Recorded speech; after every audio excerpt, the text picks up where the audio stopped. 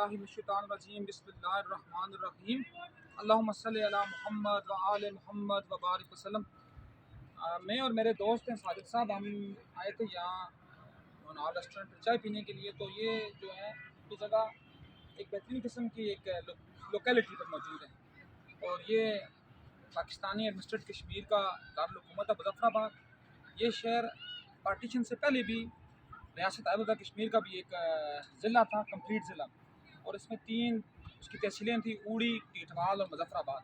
ऊड़ी और टीटवाल दोनों इंडियन ज़र इंतज़ाम कश्मीर का हिस्सा हैं आज भी, और ये जो मुज़फ़्फ़राबाद है इससे फिर एक ज़िला मर्ज हुआ, जिसके आगे मज़ीद 2 तहसीलें बनी। एक का नाम हटिया रखा गया जो बाद में फिर ज़िला बन गया खुद, और दूसरी का नाम वो जो मेरे दाईं साइड पर है उसका नाम है अठबकाम, तो वो भी अब ज़िला बन गया, इसको हम ज़िला नीलम वैली कहते हैं। तो जो जेलम वैली है जिसका नाम हटिया था वो मेरे दाईं साइड पर है, जिसको ये साहिद साहब बता रहे हैं। तो साहिद साहब देखें, ये जो मुज़फ़्फ़राबाद शहर है इसका ये जो दरिया जा रहा है, ये दरिया जो बीचों बीच जा रहा है, इसका असल जो नाम है दरिया किशन गंगा है। किशन गंगा की भी एक लॉन्ग हिस्ट्री है जिसमें मैं डिटेल में नहीं जाऊँगा। जो गंगा थी वो एक औरत का नाम था, और जो किशन था वो उसका वो एक मर्द था, उनके आपस में लव स्टोरी है। और बाद लोग ये भी कहते हैं ये किशन गंगा जो है ये अपना हिंदुओं के एक देवता से भी मंसूब है। तो इस पानी को भी वो मुक़द्दस पानी इसलिए कहते हैं जिसके अंदर वो अपनी आरतियाँ जो थी उसके अंदर वो लाते थे। तो इसी दरिया का जो मंबा है, साजिद साहब जरा उस साइड करें, तो इसी का जो मंबा है वो मेरे दाएं साइड पर, यहाँ से तकरीबन अगर आप आके जाएंगे तकरीबन 200 किलोमीटर आगे, तो आके आएगा आपको ताऊ बाट का मकाम। ताऊ बाट से इसका मंबा शुरू होता है और ताऊ बाट ही इसका फिर इसका भी एक यू टर्न आता है। रैंजलिंग का जो मंबा है वो भी जो पाकिस्तानी ज़र इंतज़ाम कश्मीर है उसका हिस्सा है। वहाँ से यू टर्न होकर के दरिया फिर जाता है अपना इंडियन हिस्से में, और दरमियान में अगर फ़र्ज़ किया अगर कोई यहाँ कोई इंतज़ामी अलकार इस टाइप के होते तो दरमियान में सुरंग निकाल कर सारे पानी को ये इस्तेमाल में ला सकते हैं। लेकिन बदकिस्मती से यहाँ पॉलिसी साज बहुत कम है, यहाँ स्ट्रेटजिक प्लानर बहुत कम है, यहाँ सिर्फ आओ जाओ खाओ वाली बात है। जो पूरी आपको मैं इस रियासत के हिस्से की बात करूँ, इस पूरे का रकबा सिर्फ 4444 मरबा मील है। किलोमीटर में तकरीबन 13,000 बनता है। ये पूरा जो रकबा है ये पूरा पाकिस्तान का जो एक सिर्फ ज़िला पिंडी है, मैं डिवीजन पिंडी की बात नहीं कर रहा, सिर्फ ज़िला पिंडी, उसकी आबादी से भी कम है और उसके रकबे के बराबर होगा। बट यहाँ के जो पॉलिसी साज हैं, क्योंकि उनमें से ज़्यादा जो है वो खाओ आओ जाओ खाओ वाली पॉलिसी है, तो इस छोटे से इलाके के इन्होंने 10 ज़िले बनाए। सिर्फ किस लिए? 10 ज़िलों के आगे फिर डिवीजन करके इन्होंने सब डिवीजन बनाई हैं, सिर्फ किस लिए? ताकि DC, AC, कमिश्नर, SPs के मज़े होते रहें और आवाम पिसती रहे। तो कहने की बात है कि जो दरिया ये पूरे जो मुज़फ़्फ़राबाद है जो मेरे चारों तरफ फैला हुआ है। मेरी जो दाईं साइड है वो सामने आपको साजिद साहब दिखाएंगे, वो मस्जिद है जो ज़लज़ले के बाद बनाई गई अपना शाह अब्दुल अज़ीज़ की औलाद ने, तो इसका नाम है शाफात बिन अब्दुल अज़ीज़ मस्जिद है। तो इसका ये भी इसके लिए जगह जो अलाट की गई थी, जगह जो वक्फ़ की, माज़रत के साथ अलाट नहीं वक्फ़ की गई थी, वो हमारे ही ख़ानदान के बुज़ुर्गों ने उस वक़्त 1930 में सीरत कमेटी के नाम उन्होंने उसको वक्फ़ किया था। तो तकरीबन उसका जो रकबा था तकरीबन 50 कनाल से ज़्यादा था। तो अब ये भी एक मजहबी ग्रुप के कब्ज़े में चली गई हुई है। तो इसी तरह जब आप आगे आएंगे तो यहाँ आगे एक मज़ार मस्जिद है, फिर आगे यहाँ सुल्तानी मस्जिद है, ये सामने उसका मेंबर और उसका जो मेहराब होता है वो अपना मीनार जो होता है वो चूँकि ज़लज़ले में गिर गया था, वरना मैं आपको अभी दिखाता यहाँ सामने ये जो बड़ी बिल्डिंग के साथ है वो, उसका नाम सुल्तानी मस्जिद इसलिए था कि ये शाह सुल्तान जो थे अपना सुल्तान मुज़फ़्फ़र, शाह सुल्तान मुज़फ़्फ़र जो जिनके नाम से मुज़फ़्फ़राबाद आबाद है, उन्होंने उसको तामीर किया था, तो उन्हीं के नाम से इसको सुल्तानी मस्जिद कहते हैं। और फिर इसी तरह जो शहर के आपको जो रेड इमारत नज़र आ रही है इसकी छत जो है सुर्ख कलर की, तो CMH मुज़फ़्फ़राबाद है।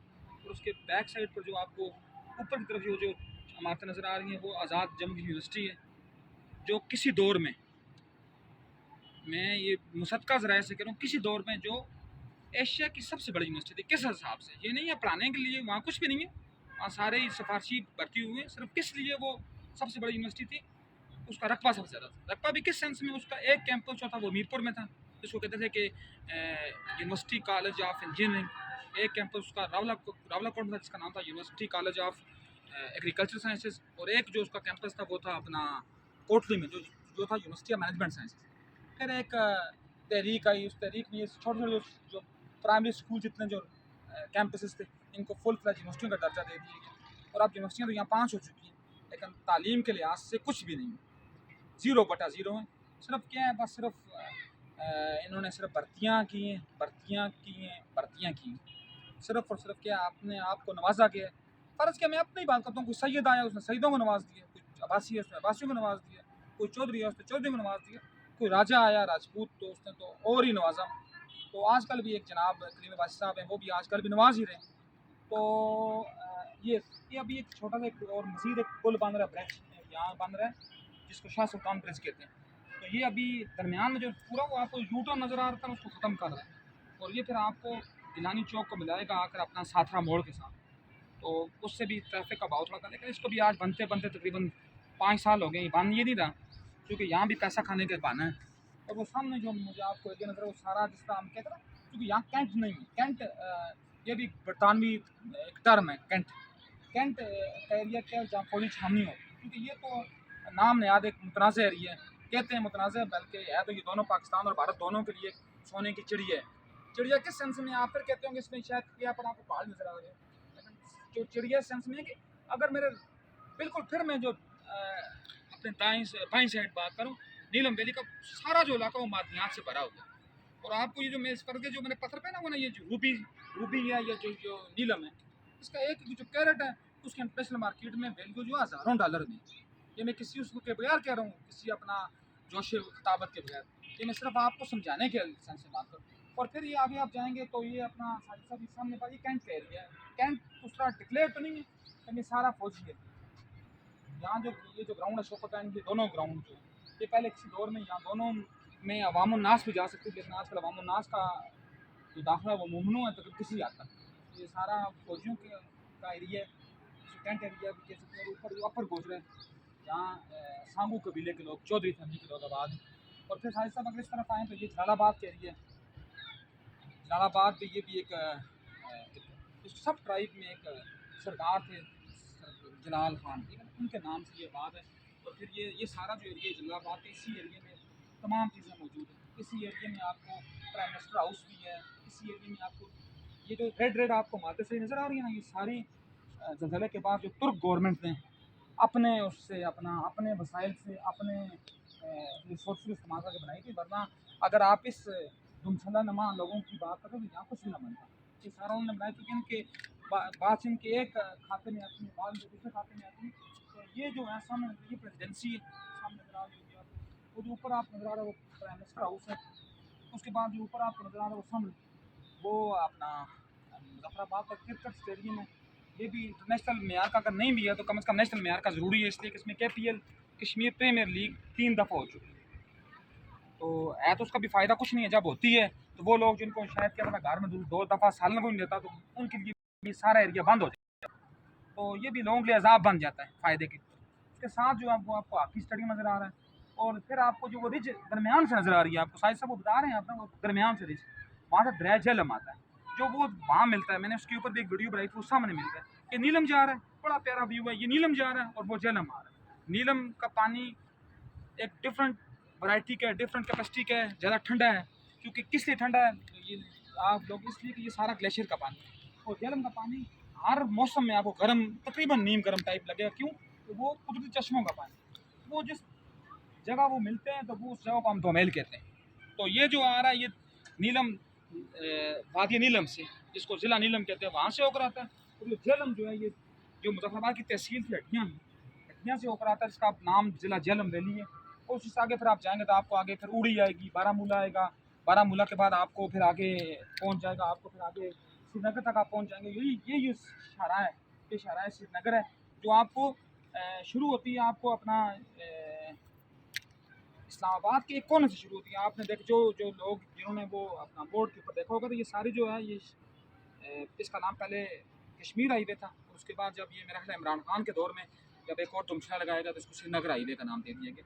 और ये फिर वहाँ आगे श्रीनगर जाती है अच्छी मेयार की जगह। अगर इस वक्त लोग जाते थे अपना बस सर्विस पर तो लोगों ने देखा है कि इससे बदहा दर्जे बात रखी हुई है। लेकिन ये अगर बगैर में किसी बात के आपको बात बताऊँ तो ये सारा जो शहर है ना, ये सारा शहर किसी हद तक जो आपको मिलेगा ना, ये स्विट्ज़रलैंड की टाइप का प्लानिंग कुछ नहीं है, ज़ीरो प्लानिंग है, जिसकी वजह से तमाम जो है मामलात अटके हुए।